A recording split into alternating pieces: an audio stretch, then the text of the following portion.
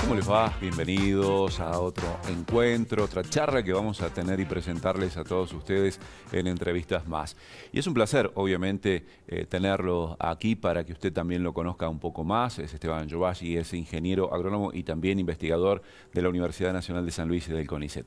Gracias por estar. No, gracias Esteban. A vos por invitarme. No, bueno, es un placer tenerte.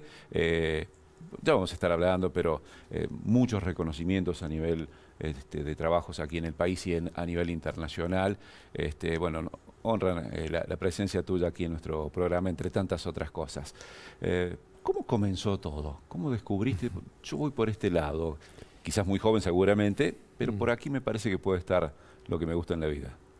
Me pasó algo que lo explica muy bien en un videíto que anda circulando por ahí, Hernán Cassiari, el escritor. Él dice que nuestro mejor consejero somos nosotros mismos cuando teníamos entre 10 y 15 años. Hay que buscar hablar con ese chico o esa chica que cada uno lleva. Y empezó ahí para mí. Yo cuando tenía entre 10 y 15 años vivía en Buenos Aires, bastante cerca del Río de la Plata. Pasaba todas mis tardes pescando en el río. Mis papás habían sido científicos. Habían tenido que dejar por las vueltas de la Argentina que tenemos con la ciencia, pero yo estaba seguro que quería ser científico, no sabía muy bien qué, pero en esos años descubrí que era estudiar la naturaleza, estudiar los ecosistemas, estudiar el agua, los peces, las plantas, iba por ahí, investigar. Eso era lo que quería y hoy le puedo decir a ese chico que hice lo que dictaba, lo que quería. Claro. Y qué bueno sería, estoy contento. Y por ahí quizás mucho más, ¿no? Bueno, qué buena evaluación, porque mira vos, es tan lindo esto. Y ya desde ahí comenzaste a hacer cosas, no sé si en la secundaria. Sí, siempre miraba lo que me rodeaba, pero sobre todo la naturaleza. La gente me está interesando más ahora que cuando era chico. A la gente no le prestaba tanta atención a las cosas sociales, económicas, históricas. Me interesaba la naturaleza, el campo. Y sí, fui empezando a conseguir libros, no había internet. Si hubiese tenido internet, no sé, hubiese estado loco en ese tiempo. ¿No? Pero conseguía libros, guías de naturaleza. Me interesaba mucho saber qué planta era la que estaba mirando. No había demasiado, pero algo iba consiguiendo y empezaba a conocer gente que, por ejemplo, viejos pescadores que sabían mucho de peces. Me decían, este pez es tal cosa, tal otra. Tenemos esa maravilla en el Río de la Plata, que el Río de la Plata recibe una diversidad enorme tropical que va corriente abajo. Entonces en un lugar templado como es Buenos Aires tenés muchísimos peces distintos. Variedad. Y bueno, ahí creo que se incubó todo. Claro. ¿Y alguien algún docente? Viste que a veces te marca, no sé, de biología como teníamos en esa época. Sí. Tenía el profesor Valpuesta, que era profesor de geografía. Qué bueno. Y era bastante malo, era severo. Nos hacía estudiar cosas de memoria, cosas que hoy no me gustarían, pero el tipo sabía mucho. Y las clases de primer año, que son geografía general, él hablaba de muchas de las cosas que yo terminé investigando y estudiando después. Por ejemplo, cómo es la atmósfera. ¿Por qué cuando subís en la montaña cada vez hace más frío? Para todos es obvio, sí, arriba, bueno, pero ¿por qué? Claro. Bueno, él nos explicaba esas cosas y a mí me voló a la cabeza. Yo dije, ok, todas estas cosas que hay alrededor nuestro tienen una explicación. Yo quiero averiguarla. Y una relación, entonces. Y una relación también, por supuesto. Sí. Y todo.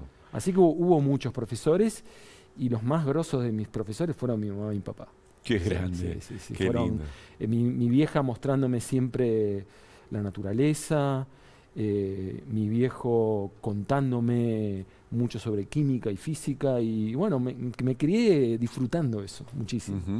¿Y cómo fue decidir qué carrera seguir después de la secundaria?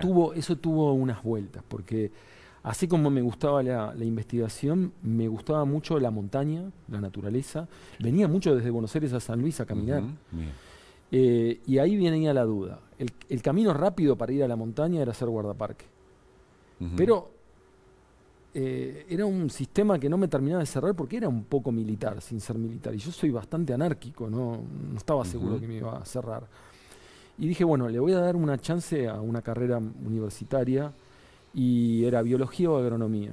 Y me gustó más agronomía porque pensé, bueno, de última, si no investigo, sirvo para algo. Bueno, que los biólogos no se enojen, pero sirvo para algo en el sentido, puedo dedicarme a producir, no sé, en ese momento pensé de esa manera. Y no me arrepiento, estudié agronomía y terminé haciendo el trabajo que hacen biólogos y agrónomos juntos, que es el investigar en los temas en los que investigo. Bueno, y de ahí ya lo decías, desde más chico tenías ese espíritu de investigador, pero ahí se terminó de despertar. Cuando empecé la facu, rápidamente empecé a identificar como, digámoslo, role models, si querés. Gente que decía yo, qué bueno lo que hace esta persona, cómo es su vida, cómo trabaja, cómo viaja al campo a investigar, yo quiero hacer lo mismo. Y fue medio eso, personas que me fueron marcando, este camino está bueno, este no. Y buscar adentro mío, preguntarle a ese chico todo el tiempo, ¿está yendo bien? ¿Esto es lo que querés? Que no lo hacía siempre, pero cuando lo hacía me ayudaba, ¿no? Claro, algunos momentos de dónde estás parado y hacia dónde. ¿Te gusta esto? ¿Esto está bueno? Y me pasó a veces que no estaba bueno y tenía que cambiar. Pero bueno, tuve a mis viejos, diría que me allanaron el camino. Y bueno, esta Argentina increíble, en donde mágicamente todavía tenemos educación pública, universidades, no sé por cuánto tiempo, esperemos que duren. Y bueno, pude estudiar y estar cerca de la gente que más sabía en el país de muchos temas, y eso me sirvió un montón, me ayudó. Bueno, pero además también, algunas cosas, viste, que se queja la gente o alguna comunidad de la globalización. Pero en el caso tuyo, de ustedes los investigadores, sirve para, bueno, ir potenciando ideas tuyas, cotejándolos con otros, ¿no? Yo me animaría a decir que me salvaron varias cosas a mí en mi carrera. Trabajé, me esforcé y hice lo mejor que pude siempre, pero me ayudó una cosa que es esto que vos decís de la globalización. Cuando yo empiezo a investigar, nosotros no podíamos leer todo lo que se había investigado en el mundo. En realidad leíamos lo que estaba en los cajones de archiveros de nuestros colegas más grandes. Eso era lo que se sabía. Y si había algo más que no estaba ahí, y mala suerte. Hoy no, hoy todo lo que se ha investigado lo tengo al alcance de mis manos, de mi teclado. Eso cambió y eso fue, para quienes somos muy curiosos y no paramos de hacernos preguntas, es una maravilla. También es cierto que entonces se espera más de nosotros, tenemos que descubrir más cosas más rápido. Pero bueno, a mí eso siento que me jugó a favor en la historia. Y la otra cosa que me jugó a favor fue que arranqué la creación de un espacio de trabajo acá en San Luis hace 20 años, en unos 20 años que fueron relativamente buenos para la ciencia en Argentina. Entonces pudimos armar un grupo lindo de unas 30 personas, que en otros 20 años de la historia argentina, si los vas moviendo para atrás, no pasó. ¿Y cómo fue recalar aquí en San Luis? Estuvo bueno, fue difícil al principio. Creo que fue difícil para mí, San Luis, y yo debo haber sido difícil para San Luis, porque era un porteño joven bastante, no sé si era engreído, pero me llevaba un poco el mundo por delante. Inquieto, digamos. Inquieto y convencido de que iba a armar un laboratorio buenísimo de 30 personas en 20 años, pero en ese momento nadie me creía. Sí, pibe, te decían. Sí, anda tranquilo, bueno, y encima siendo porteño y acelerado como soy, bueno, creo que eso no ayudaba, pero estuvo buenísimo. Estoy muy contento de haber elegido San Luis como lugar para vivir, trabajar, desarrollar. Que son dos cosas que son inseparables para mí. Que sirven para desarrollarse uno, ¿no? Sí. ¿Y cómo recordás tu primera quizás investigación o una que te marcó, dijiste, bueno? Sí, hubo varias cosas, pero empecé investigando en Patagonia. Y siempre lo que me pasaba es que me hacía preguntas, yo soy muy impaciente. Me hacía preguntas y yo me preguntaba por qué el pasto crece cuando crece y por qué a veces crece más y a veces crece menos. Así de simple la pregunta. El pasto en Patagonia, en zonas muy secas de Patagonia. Y yo tenía la sospecha de que había un juego muy interesante que hay en Patagonia, que es que ahí llueve en invierno, no en verano como en San Luis. Claro. Se junta agua y lo que realmente dispara el crecimiento de las plantas es el calor en la primavera. Y que entonces un año de primavera más caliente se iba a empezar a producir pasto antes. Bueno, tenía todas estas preguntas y aparece, de nuevo, esas cosas, esos golpes de suerte que hay que saber aprovechar. Aparece por primera vez datos satelitales del verdor de las plantas, que no existían. No existían. Con lo cual, todo el trabajo que hacía como una hormiga, cortando pasto en el campo, lo tenía a mis pies con las imágenes satelitales. Cuando las empiezo a analizar, contestaba mis preguntas en segundos. Y para toda la Patagonia entera, si quería. Bueno, de ahí salió uno de mis primeros trabajos que todavía hoy la gente lo sigue usando y sigue siendo útil. Y ese es un ejemplo, que tal vez resume una pregunta, una impaciencia por responderla y la búsqueda de herramientas novedosas que te permitan contestarla. La búsqueda, por lo que me estás diciendo, siempre pasa primero por una pregunta tuya y de ahí siempre preguntas. Así lo vas desarrollando. Los científicos creo que lo más sagrado, diría yo, que tenemos no son ni nuestros métodos, ni nuestros aparatos, ni nuestros resultados, ni las cosas que publicamos, son nuestras preguntas. ¿Cuán hondo podés preguntar? Eso es lo que empieza a abrir la diferencia entre aquellas personas que investigan y les va más o menos bien y los que se destacan. ¿Cuán hondo preguntás? Y de ahí en más, bueno, decís que ya llevas 20 años con este equipo, ¿qué otros trabajos o cómo han elegido investigar determinado tema en cuestión? Mira, siempre es un juego, yo diría, entre la casualidad que te va mostrando cosas interesantes, y sobre todo la casualidad cuando vos investigás algo y se te queman los papeles. Toda la teoría que hay para explicar lo que estás viendo no lo puede explicar.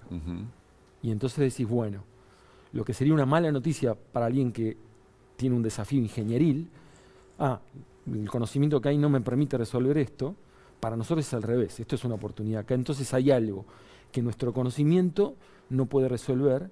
Si lo miramos con detalle, a lo mejor descubrimos que el conocimiento que teníamos estaba incompleto y lo podemos completar. La otra parte que nos alimenta son las necesidades concretas de la gente. En mi caso, al menos, me interesa mucho hacer toda esta búsqueda, llamarla si querés colgada o profunda, impulsado por demandas bien concretas de la gente. Y tal vez algo que resume toda esta historia y que es bien de San Luis es el Río Nuevo. El Río Nuevo es un monstruo extrañísimo que nos apareció en la provincia, que generó un montón de líos, que dejó a todo el mundo lleno de preguntas. ¿Desde cómo surgió? Cómo apareció y que la gente trataba de explicar con el conocimiento típico y no cerraba. Bueno, le entramos a ese problema con varias aproximaciones y hoy nos resultó un laboratorio a cielo abierto fantástico para responder un montón de cosas del río y de otros temas también. Que habla del ecosistema en general. Por ejemplo, el agua que cae de la lluvia, como esta semana que tuvimos ahora, una semana rarísima en San Luis, pero que viene cada tanto, un temporal, una semana de lluvia tranquilita, en casa fueron 40 milímetros. Bueno, ese agua, ¿se la llevan las plantas o se va a los arroyos? ¿Y qué pueden hacer las plantas para robarle a los arroyos y qué pueden hacer los arroyos para robarle a las plantas? El laboratorio perfecto para estudiar eso es el Río Nuevo. Y bueno, gracias a que lo fuimos siguiendo, aprendimos algunas cosas que ya no se aplican solo al Río Nuevo, se aplican a todo el mundo, que nos permiten entender por qué, por ejemplo, en la sierra hay ríos que rinden más agua que otros, que son mejores para llenar los diques que otros, cosas de ese tipo.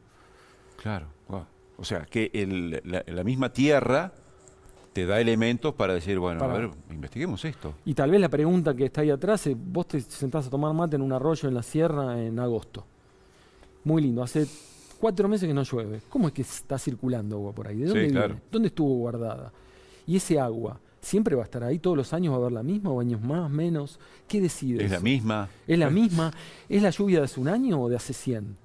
Bueno, no sabemos muchas de esas cosas. Y es importante saberlas para cosas tan simples como la próxima sequía. ¿Nos va a dejar sin agua? ¿Con cuánta frecuencia va a venir? Bueno, para estudiar esas cosas tenés que preguntar hondo y buscar después elementos para responder las preguntas. Y da elementos para un montón de cosas, no solo para lo que puede ser un lugar productivo o evitar inundaciones, hasta para el tema del clima de un lugar, ¿no? Sí. El agua, a mí el agua es uno de los temas que más me moviliza y más me divierte porque nos atraviesa nuestros cuerpos, atraviesa nuestras casas y está todo el tiempo moviéndose. Y entonces lo que desde la Tierra decimos, la atmósfera es la que nos manda, nos comanda, la Tierra también tiene efectos sobre la atmósfera. Entonces esas interconexiones son tremendas. Por ejemplo, hoy sabemos que mucha del agua que llueve en San Luis es agua de segunda mano, que fue lluvia en Amazonia, volvió a evaporarse y llueve acá. Con lo cual, lo que haga la gente en Amazonia o deje de hacer con sus campos, nos puede influir a nosotros con nuestra lluvia. Va a tener incidencia. Tiene, creemos que mucho más y que proceso, tiempo. En tiempos cortos no está muy claro en qué magnitud o en qué niveles nuestra lluvia puede caer, pero la deforestación en Amazonia puede ser un factor que nos reduzca la precipitación acá. Antes no lo sabíamos. Bueno. ¿Y cómo lo descubrieron? Lo hace, esa es otra cosa linda de la ciencia, que tenemos como gremios, gente que se dedica a cosas distintas y que se para a ver el mundo de lugares distintos. Y tenemos colegas que se paran a ver la atmósfera, no les importa mucho qué pasa en una sierra. Claro. La sierra en realidad es un estorbo para las masas de aire que circulan, la ven de esa manera. Esa gente que mira el aire, cómo circula el aire, es la que empezó a darse cuenta que nuestras lluvias, que son tormentas generalmente de verano, están alimentadas por un chorro de aire que la cordillera de los Andes fuerza a bajar hacia el sur, desde Amazonia. Y ese chorro de aire, como viene bajo y caliente, puede llevar mucha agua, mucha humedad. El aire a baja altura, caliente, es el que más humedad puede cargar. Bueno, es una gran manguera, digámoslo de alguna manera, que nos está mandando agua para acá. Pero se carga de una humedad que es la que evaporan las selvas amazónicas. Si no hay selva y hay soja, bueno, a lo mejor cambia la lluvia acá.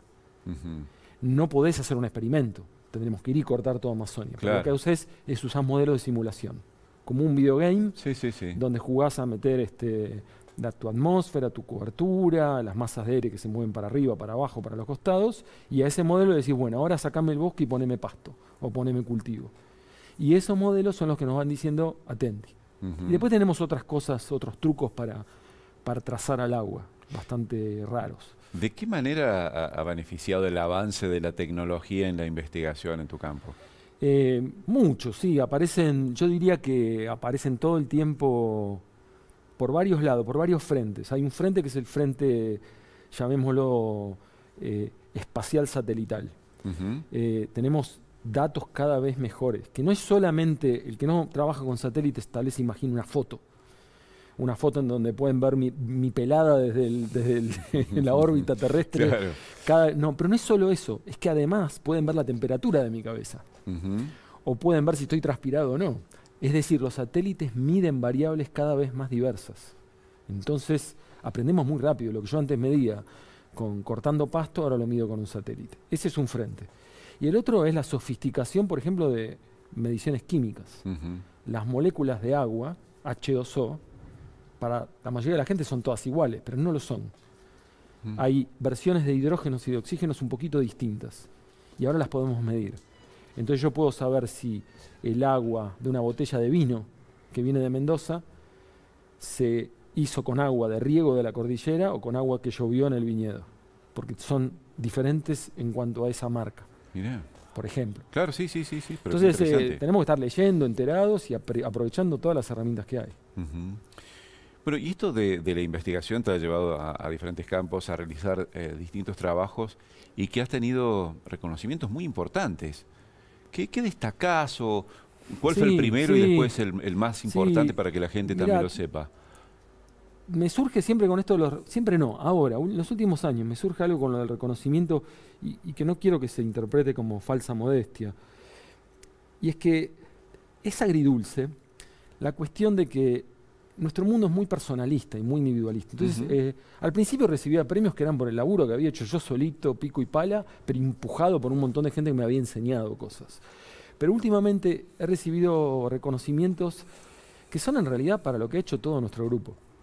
Y deberían ser para el grupo de estudios ambientales que está en la Universidad Nacional de San Luis, en la calle Italia. Si ven, hay un edificio, ahí adentro hay un montón de gente laburando. Si van un domingo van a ver algunas lucecitas prendidas, siempre hay alguno laburando. Es ese grupo. Entonces, esos reconocimientos hoy en día están llegando porque yo tal vez soy el más viejo, el que armó ese equipo y aparezco en la foto primero. Claro. Pero es el impulso de todo ese grupo. Entonces los reconocimientos sí, fueron en términos muy prácticos, ayudaron a conseguir recursos, a que se conozca más nuestra investigación y a darnos motivación. Pero debería decir que en los últimos años son sobre todo un grupo muy, muy hermoso que pudimos armar gracias a unos 20 años donde la ciencia tuvo bastante apoyo. Un par de trabajos para que la gente sepa también que te hayan reconocido y que, bueno, lo utilizarán para otras investigaciones o para aplicarlo en algo, ¿no? Sí. hubo un reconocimiento que me dio la Asociación de Geofísica, la Unión de Geofísica Americana, que es de Estados Unidos. Ellos llaman americano a lo que es de Estados Unidos, pero es de Estados Unidos. Me dieron un reconocimiento que es a aquellos científicos que hacen un esfuerzo por resolver problemas del mundo real y hacer conocer la ciencia al público general. Y fue sobre todo, creo yo, por el trabajo con los documentales que hice colaborando también con un montón de gente. Claro. Uno es sobre el Río Nuevo y otro es una serie de 6 documentales cortos que se llama Criaturas de Agua.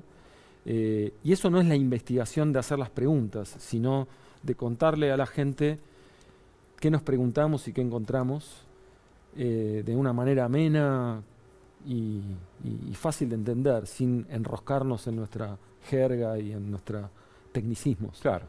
Ese fue un premio que valoro mucho porque es algo que fue jugado en su momento. No sabía si iba a salir bien o no y creo que salió bien, estuvo bueno.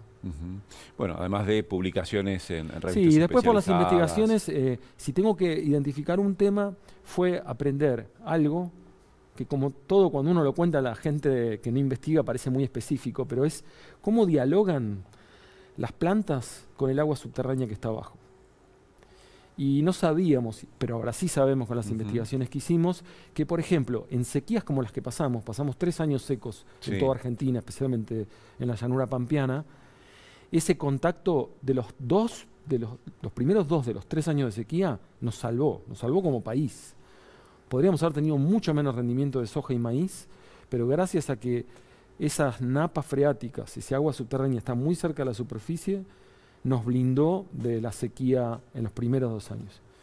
No sabíamos muy bien cómo era eso y con años de investigación entendimos mejor cuándo está ese agua, cuánto le podemos pedir, cómo aprovecharla bien, cómo usarla en la planificación agrícola.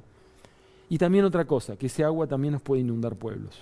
Claro. Esas 2 caras de esas napas es lo que investigamos y fue una investigación, me parece que ayudó a gente en otros lugares del mundo a entender ese mismo problema. Por eso han tenido... Por eso tuvo repercusión. Claro que sí. Libros también. Capítulos de libros, algunos libros cortitos, sí. Pero sobre todo nuestra forma de comunicar lo que hacemos, clásica en la investigación, son los papers, lo que llamamos los papers. Claro. Son artículos que mandamos a revistas especializadas, que cualquier persona que no investiga o que investiga en otro tema la agarra y lo tira porque no se entiende nada. Y es la forma en la que le contamos a los mismos que estudian las cosas que estudiamos nosotros que descubrimos. Claro, con fundamentaciones y demás. Con toda la fundamentación. Básicamente ahí tiene que estar todo para que si yo quiero hacer el mismo trabajo, siga el recorrido, la receta que seguí yo, la siga otro y llegue al mismo resultado. Si no pongo todo ahí, no sirve el paper. Tiene que estar explícito cómo hice para llegar a esas conclusiones.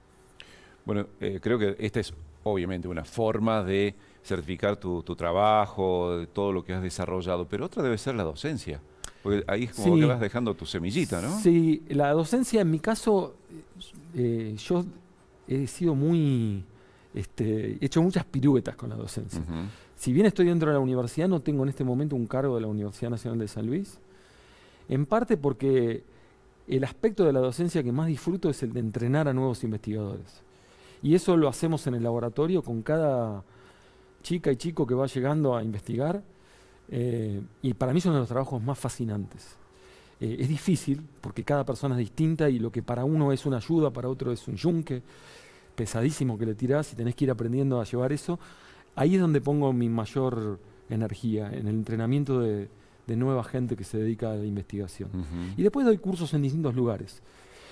Recibimos a gente de otras universidades en San Luis para estudiar el ciclo del agua. Vienen grupos de chicos de Buenos Aires, sobre todo, quedan bastante sorprendidos. Bueno, sí, esa es la otra parte de la historia. Y también mucho laburo con productores agropecuarios, que es algo que me encanta también. Porque en realidad es un diálogo, eso en donde ellos traen sus problemas, a veces se me queman mis papeles y no los puedo resolver, pero eso me inspira a hacer nuevas preguntas y de alguna manera sintonizar esa curiosidad con necesidades. Claro. Y colgarte, irte, volar y de pronto, boom, volver a bajar a la realidad y que un productor te diga, buenísimo, me encantó lo que me contaste, pero no me sirve. Ok, a ver qué necesitas. Ese diálogo ha sido muy fructífero.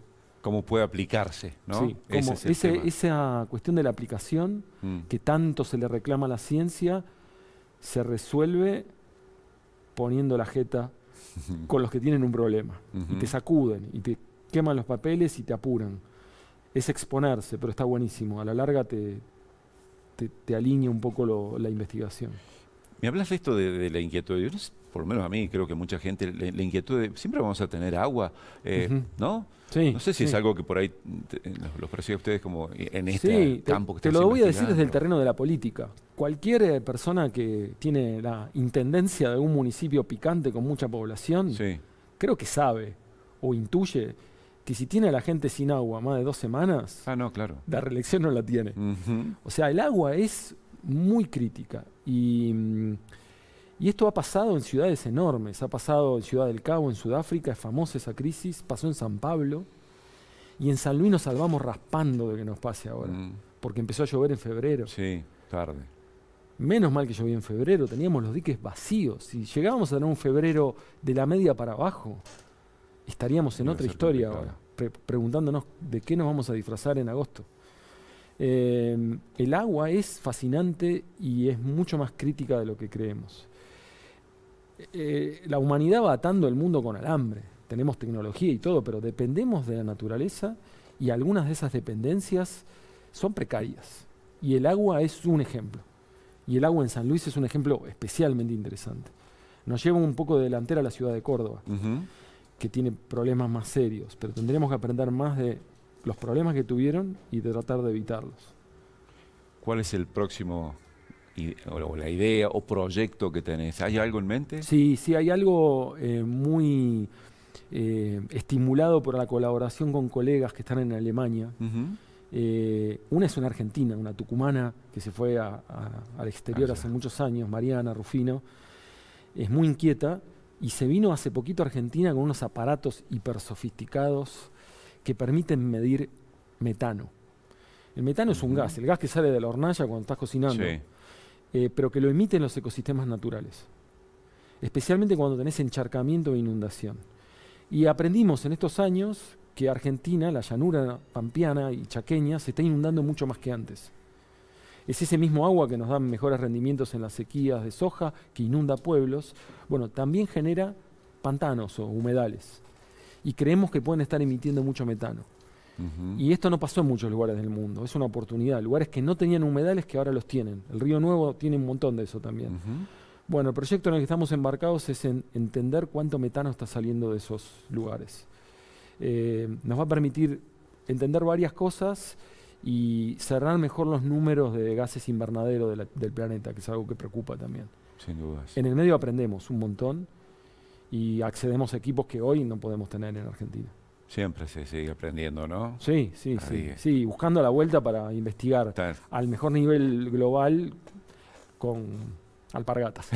Tal cual, pero se sigue haciendo. Se hace, sí, en eso somos buenos en Argentina. Sin dudas. Esteban, muchísimas gracias por tu aporte, obviamente por contarnos un poquito, aunque sea de lo que vos haces. Gracias a vos y a los que quieran ver más, busquen en YouTube Criaturas de Agua y Río Nuevo y están los documentales. Están bárbaros. Dale. Gracias. Gracias por estar con nosotros. Por favor. Y a ustedes también por acompañarnos en Entrevistas Más.